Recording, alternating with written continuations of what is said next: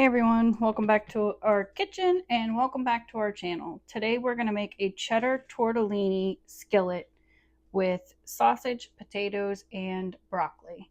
So we're going to put our pan on medium heat. We're going to add a little bit of oil to the bottom.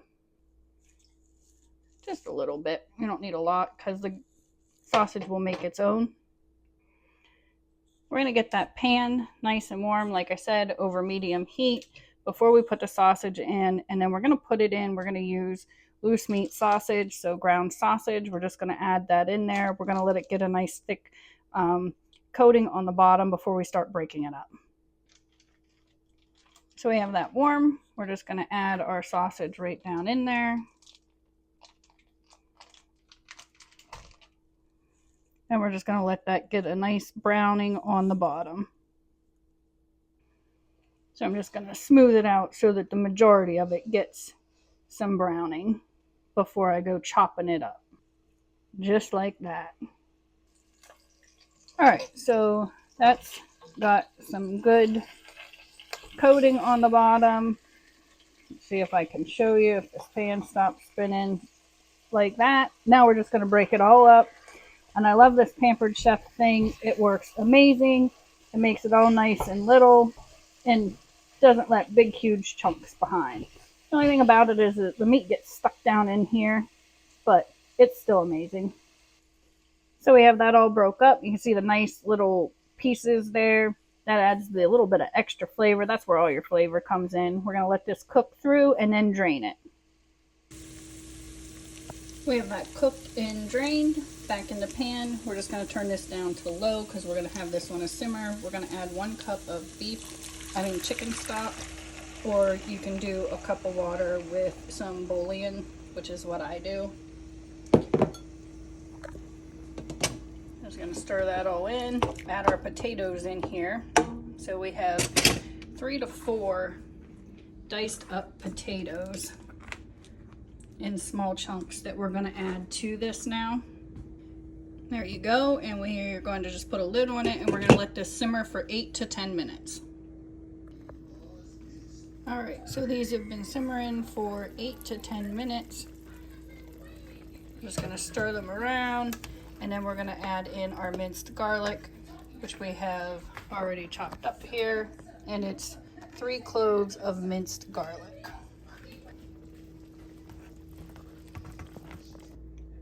We're going to let that garlic cook in there until it's nice and fragrant. Garlic is nice and fragrant. We're going to add 1 cup of heavy whipping cream. And we're going to add 1 cup of cheddar cheese. And some salt and pepper.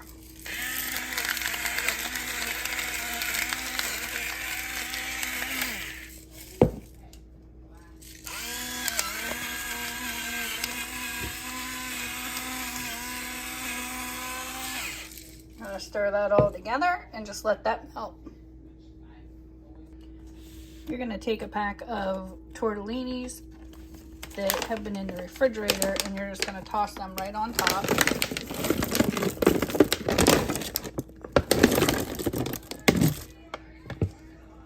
Stir those in. We're going to put a lid on it and just simmer it for 3 to 4 minutes. Basically, we're just steaming those tortellinis. Alright, see how they cooked up a little bit? We're going to take and add some broccoli on top of this now. And we're just using the frozen broccoli.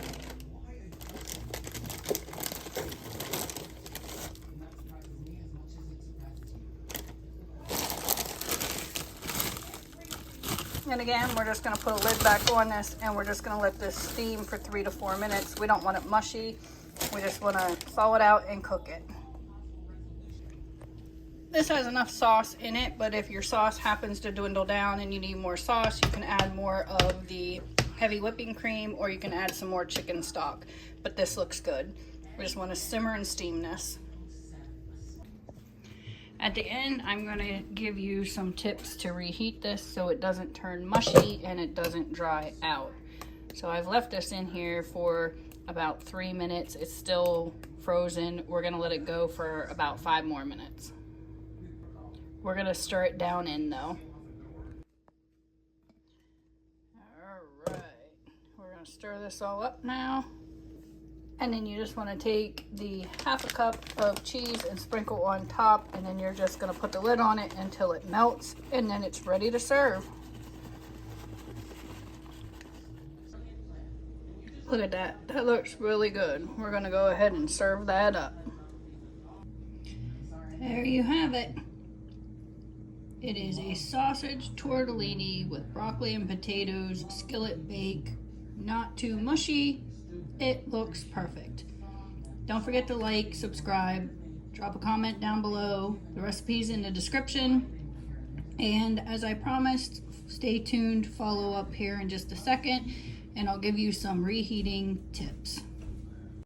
As promised, here are your heating and leftover storing possibilities to make them fresh and good.